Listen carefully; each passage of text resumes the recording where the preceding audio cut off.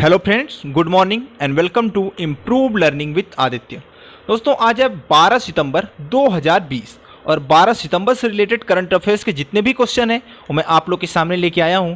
तो अगर ये वीडियो आप लोग को पसंद आती है इसे ज़्यादा से ज़्यादा लाइक और अपने दोस्तों में शेयर कीजिएगा तथा अगर आप लोग इस चैनल पर नए हैं तो इसे सब्सक्राइब करके बेल नोटिफिकेशन ऑन कर लीजिएगा। चलिए हम आज के पहले क्वेश्चन की तरफ चलते हैं।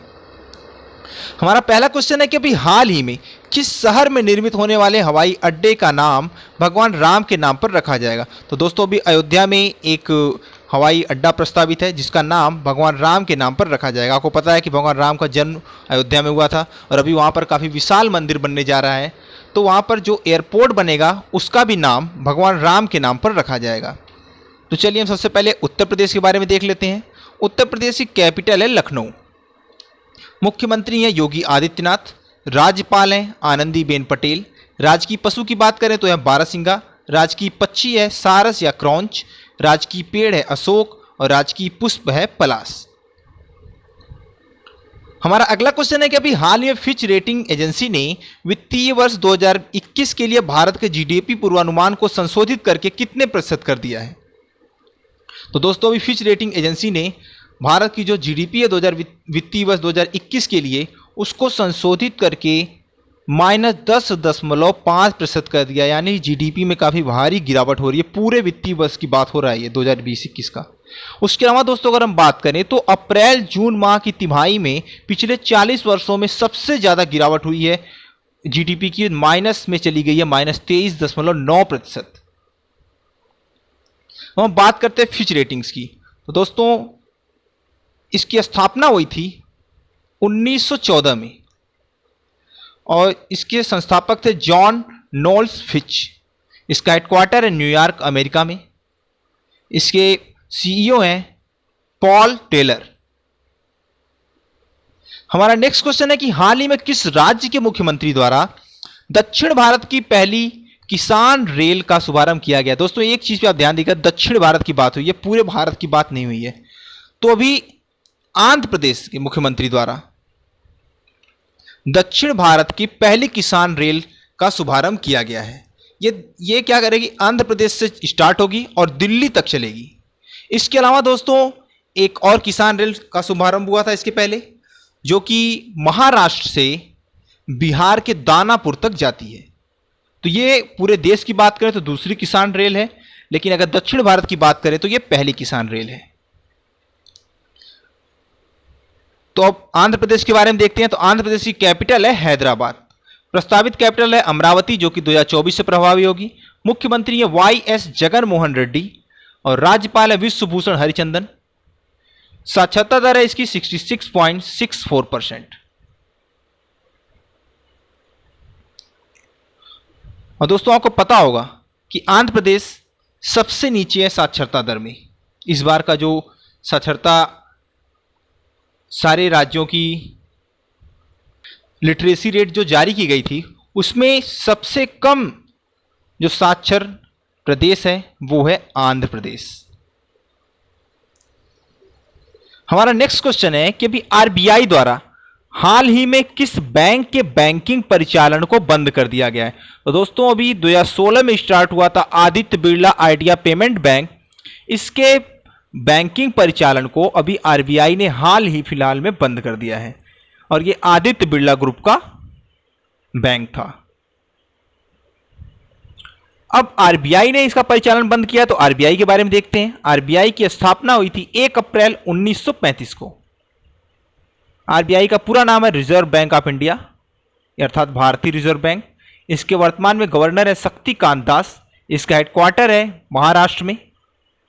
और दोस्तों, जो शक्तिकांत दास हैं वो 25वें गवर्नर हैं। 24वें गवर्नर की बात करें तो उर्जित पटेल थे और 23वें गवर्नर थे रघुराम राजन। यह भारत का केंद्रीय बैंक है और यह भारत के सभी बैंकों का संचालक है। रिजर्व बैंक जो है वो भारत की इकोनॉमी को भी कंट्रोल करता है। आपको पता है दोस्तों कि कोरोना टाइम में काफ़ी तेजी से जो उद्योग धंधे थे सारे बंद हो गए थे, तो इकोनॉमी काफ़ी डाउन जा रही थी। तो आरबीआई ने विभिन्न सेक्टर को ऋण दिया। हमारा नेक्स्ट क्वेश्चन है कि अभी हाल ही में IBA इंडियन बैंक एसोसिएशन द्वारा जारी ईज 2.0 इंडेक्स में कौन सा बैंक शीर्ष पर रहा है? तो दोस्तों अभी बैंक ऑफ बड़ौदा यह ईज 2.0 इंडेक्स में जिसे IBA ने जारी किया उसमें शीर्ष पर रहा है। दूसरे नंबर पर रहा है भारतीय स्टेट बैंक और तीसरे नंबर पर रहा है ओरिएंटल बैंक ऑफ कॉमर्स। अब इंडियन बैंक एसोसिएशन की बात करते हैं तो उसकी स्थापना हुई थी 26 सितंबर 1946 को। इसका हेडक्वार्टर है मुंबई में और इसके चेयरमैन है रजनीश कुमार। अब बैंक ऑफ बड़ौदा की बात करते हैं तो बैंक ऑफ बड़ौदा की स्थापना हुई थी 20 जुलाई 1908 को। संस्थापक इसके थे सियाजी राव गायकवाड़ और हेडक्वार्टर इसका है बड़ोदरा में। इसके ओनर है भारत सरकार जो कि इसके शेयर का 71.6% होल्ड करती है। इसके चेयरमैन है हसमुख अधिया। हमारा नेक्स्ट क्वेश्चन है कि 2022 तक भारत ने रिन्यूएबल एनर्जी की क्षमता को 134 गीगावाट से बढ़ाकर कितना करने का लक्ष्य रखा है? तो दोस्तों 2022 तक भारत ने रिन्यूएबल एनर्जी की क्षमता को 134 गीगावाट से बढ़ाकर 220 गीगावाट करने का लक्ष्य रखा है। दोस्तों यहाँ पे रिन्यूएबल एनर्जी कल भी मैंने आपको इसके बारे में बताया था कि ये ऐसी एनर्जी है जिसका सोर्स कभी खत्म नहीं हो सकता है। अर्थात जैसे कोयला हुआ, पेट्रोलियम हुआ, सारी चीज़ें क्या होती हैं एक ना एक दिन खत्म हो जाएंगी, लेकिन जो रिन्यूएबल एनर्जी है उसे हम बार बार यूज में ला सकते हैं। जैसे आपका जल ऊर्जा हुआ, पवन ऊर्जा हुआ, सौर ऊर्जा हुआ, ये सारे रिन्यूएबल एनर्जी में आते हैं। अब 8 सितंबर को अंतर्राष्ट्रीय सौर गठबंधन द्वारा पहला विश्व सौर प्रौद्योगिकी शिखर सम्मेलन आयोजित किया गया। भारत द्वारा यह लक्ष्य रखा गया कि 2022 तक वह रिन्यूएबल एनर्जी की क्षमता को 134 गीगावाट से बढ़ाकर 220 गीगावाट करेगा। दोस्तों इसकी शुरुआत भी भारत के प्रधानमंत्री ने की थी। हमारा नेक्स्ट क्वेश्चन है कि अभी हाल ही में किस राज्य ने देश की पहली एकीकृत एयर एम्बुलेंस सेवा की शुरुआत की है?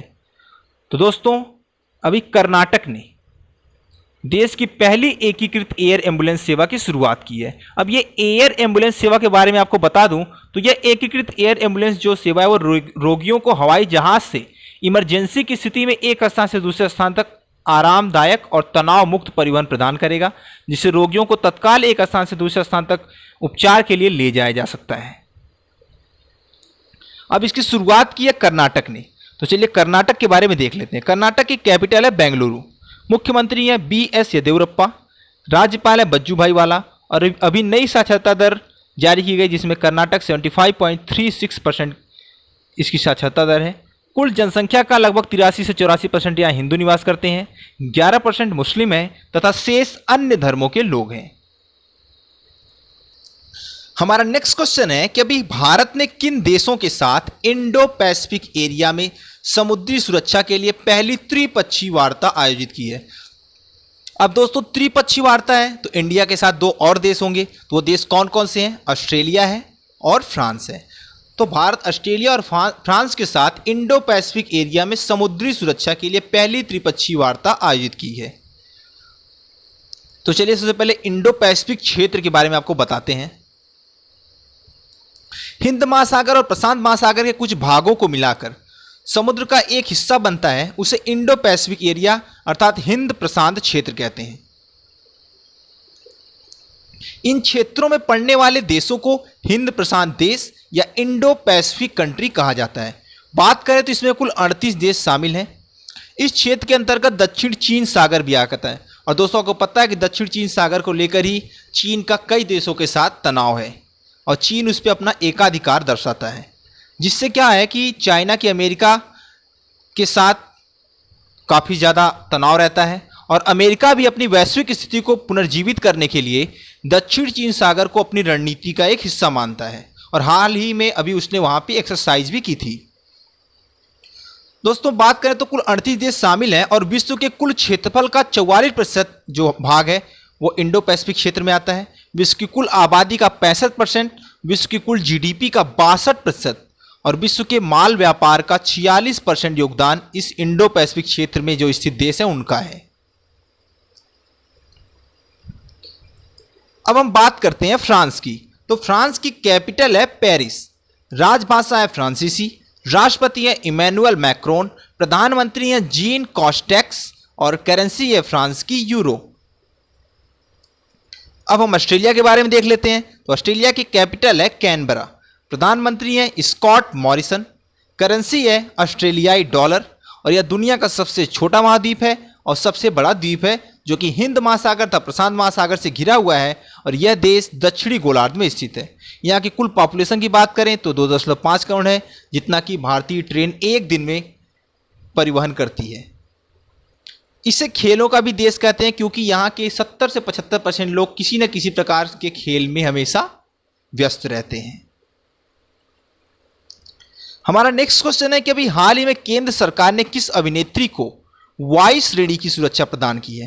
तो दोस्तों जो पिक्चर में दिखाई दे रहे हैं ये हैं कंगना रनौत और इन्हें ही अभी वाई श्रेणी की सुरक्षा प्रदान की गई है। इन्होंने सुशांत सिंह राजपूत के केस में काफ़ी सारे खुलासे किए थे, जिसके बाद इनके पिता को इनकी सुरक्षा की चिंता हुई तो सरकार से उन्होंने गुहार लगाई और सरकार ने इन्हें वाई श्रेणी की सुरक्षा प्रदान की। अभी हाल ही में इनका मुंबई में ऑफिस था, उसे बीएमसी द्वारा तोड़ दिया गया है, तो जिस पे भी इनके द्वारा काफ़ी बातें कही गई हैं। तो इन सब चीज़ों को ध्यान में रखते हुए इन्हें वाई श्रेणी की सुरक्षा दी गई है। अब दोस्तों मैं आपको सुरक्षा की जो लेयर है इनके बारे में आपको बता देता हूँ। तो पहला जो है उसे कहते हैं एसपीजी सुरक्षा। ये वीआईपी को दी जाने वाली सुरक्षाओं की मैं बात कर रहा हूँ, उसमें एसपीजी सुरक्षा। दोस्तों यह विशेष सुरक्षा दल यानी स्पेशल प्रोटेक्शन ग्रुप जो एसपीजी है, देश की सबसे उच्च स्तर की सुरक्षा फोर्स है जो बहुत ही सीमित लोगों को प्रदान की जाती है। एसपीजी की सुरक्षा 4 स्तर की होती है और जो एसपीजी है वो देश की सबसे पेशेवर एवं आधुनिकतम सुरक्षा बलों से युक्त है। इसका मुख्यालय नई दिल्ली में है और एसपीजी देश के पीएम के साथ साथ भारत दौरे पर आए अति विशिष्ट व्यक्तियों को भी, अतिथियों को भी प्रदान की जाती है। इसके अलावा दोस्तों गांधी परिवार को भी ये सुरक्षा दी गई थी, हाल ही में अभी इसे बदल करके उन्हें Z+ सुरक्षा दे दी गई है, यानी एसपीजी सुरक्षा उनसे हटा ली गई है। विशेष करके दोस्तों ये प्रधानमंत्री और राष्ट्रपति को दी जाती है। इसके बाद जो सुरक्षा का लेयर आता है वो है Z+ सुरक्षा। दोस्तों लगभग सभी मुख्यमंत्रियों को ये सुरक्षा प्रदान की जाती है, साथ ही साथ जो अति विशिष्ट लोग होते हैं वीआईपी उनको ये दी जाती है। तो ये दूसरे कैटेगरी की वीआईपी सुरक्षा है। Z+ जो है वो 3 लेयर की सुरक्षा होती है। इसके तहत कुल 36 सुरक्षाकर्मी मिलते हैं, जिनमें 10 NSG के कमांडो होते हैं जो पहले घेरे में होते हैं, अर्थात प्रथम स्तर का जो सुरक्षा घेरा होता है वो NSG कमांडो के हाथ में होता है। इसके बाद NSG के अन्य जवान दूसरे लेयर की सुरक्षा संभालते हैं तथा तीसरे घेर की जिम्मेदारी अर्धसैनिक बलों जैसे ITBP, CRPF, CISF आदि जवानों के द्वारा वो लेयर बनाया जाता है। Z+ सुरक्षा आमतौर पर उन्हीं केंद्रीय मंत्रियों या विशिष्ट अतिथियों को दी जाती है जिन्हें आतंकी खतरा होता है। अगला जो सुरक्षा का लेयर है वो है जेट सुरक्षा। तो दोस्तों यह देश में तीसरे नंबर पर वीआईपी सुरक्षा होती है। जेट सुरक्षा में कुल 22 जवान होते हैं। इसमें से 4 से 5 जो होते हैं NSG के विशेष कमांडो होते हैं जो करीब लड़ाई की कई विधाओं के लिए में पारंगत होते हैं। ये कमांडो बिना हथियार के भी दुश्मन का मुकाबला करने में माहिर होते हैं। इसके लिए इन्हें विशेष प्रशिक्षण भी दिया जाता है। एक एस्कॉर्ट वाहन की सुरक्षा भी इस सुरक्षा में शामिल होता है और NSG कमांडो टुकड़ी के अलावा जेट सुरक्षा में दिल्ली पुलिस या CRPF के जवानों को भी शामिल किया जाता है। दोस्तों इसके बाद जो सुरक्षा का लेयर आता है वो है वायु सुरक्षा, जो अभी मैंने जिसकी बात की थी कंगना रनौत को दिया गया है। तो वीआईपी सुरक्षा में चौथे स्थान पर आने वाली जो वायु श्रेणी की सुरक्षा ये सबसे कॉमन है। ज्यादातर वीआईपी या केंद्रीय गृह मंत्रालय की जो तरफ से वायु श्रेणी की सुरक्षा लोगों को मुहैया कराई जाती है। इसमें कुल 11 जवान शामिल होते हैं। इनमें से 1 या 2 कमांडो होते हैं, 2 PSO होते हैं, शेष अर्ध सैनिक बल जैसे ITBP या CISF इसके जवान होते हैं। हमारा नेक्स्ट जो है लेयर है वो एक्स सुरक्षा लेयर। दोस्तों वीआईपी को दी जाने वाली ये शुरुआती सुरक्षा सिस्टम है। एक्स श्रेणी में केवल 2 सुरक्षाकर्मी होते हैं। इन्हीं में से एक PSO भी होता है और एक वहाँ की स्थानीय पुलिस होती है। तो दोस्तों इस तरह से कुल 5 सुरक्षा लेयर हैं जो वीआईपीज के लिए होते हैं। हमारा नेक्स्ट क्वेश्चन है कि अभी हाल ही में जया प्रकाश रेड्डी का निधन हो गया, वह किस क्षेत्र से संबंधित थे। तो आप इन्हें देख के पहचान ही गए होंगे दोस्तों, ये एक दक्षिण भारत के काफी प्रसिद्ध अभिनेता थे। इनका भी हाल ही में निधन हो गया है।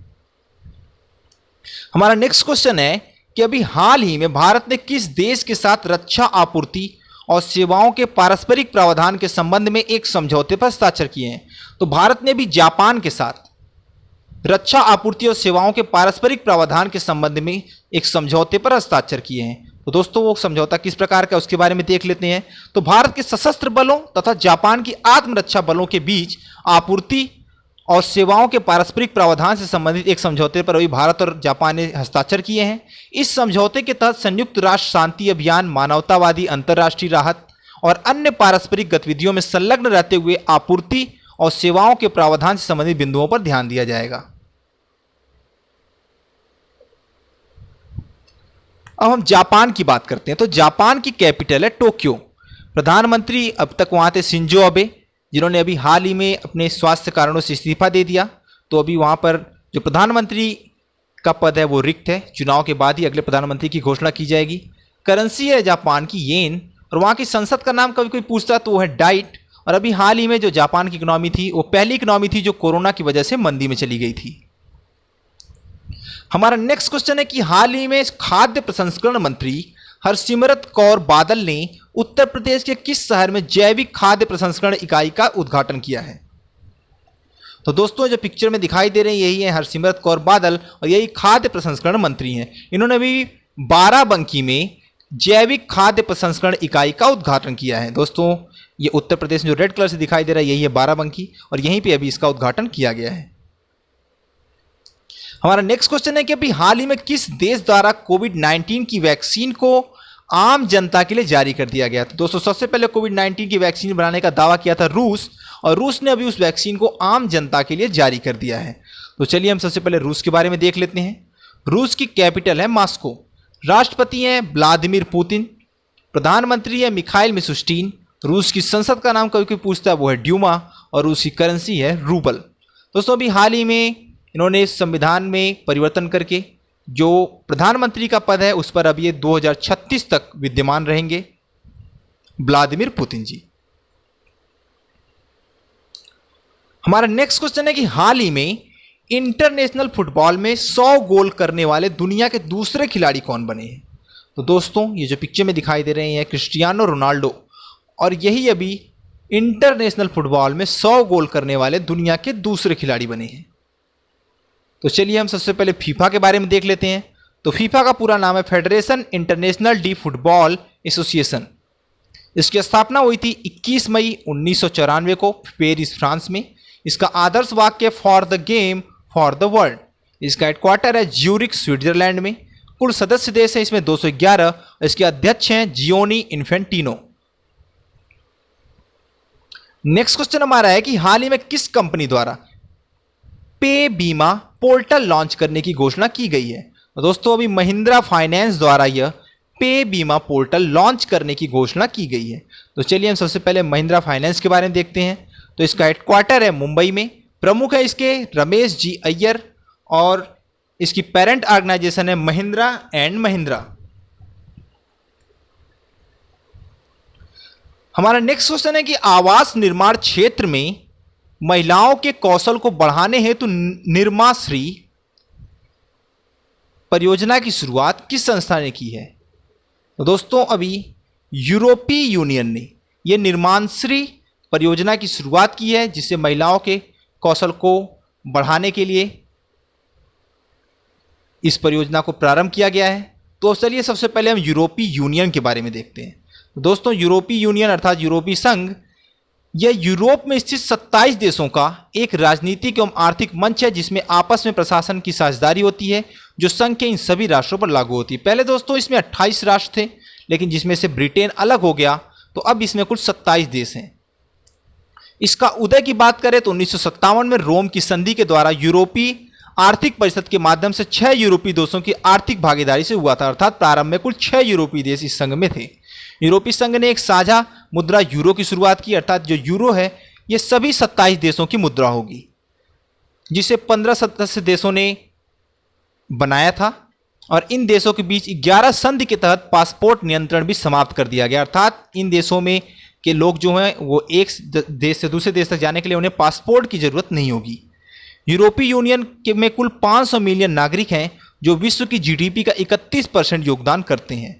वर्ष 2012 में यूरोपीय यूनियन में यूरोप में शांति और सुलह, लोकतंत्र तथा मानव अधिकारों की उन्नति में योगदान के लिए इसे यूरोपीय यूनियन को नोबल शांति पुरस्कार भी मिल चुका है। हमारा नेक्स्ट क्वेश्चन है कि अभी हाल ही में स्पोर्ट्स गेमिंग प्लेटफॉर्म प्लेयर्स जेटपॉट के ब्रांड एम्बेसडर कौन बनाए गए हैं? तो अभी प्लेयर्स स्पॉट के ब्रांड एम्बेसडर आपको पिक्चर में दिखाई दे रहे हैं, ये है भुवनेश्वर कुमार और दूसरी है स्मृति मानदाना। इन दोनों लोगों को sport gaming platform players spot का ब्रांड एम्बेसडर नियुक्त किया गया है। तो मुझे उम्मीद है दोस्तों कि ये वीडियो आपको पसंद आई होगी। इसे ज़्यादा से ज़्यादा लाइक और दोस्तों में शेयर कीजिएगा तथा अगर आप लोग इस चैनल पर नए हैं तो इसे जरूर से सब्सक्राइब करके बेल नोटिफिकेशन ऑन कर लीजिएगा। धन्यवाद।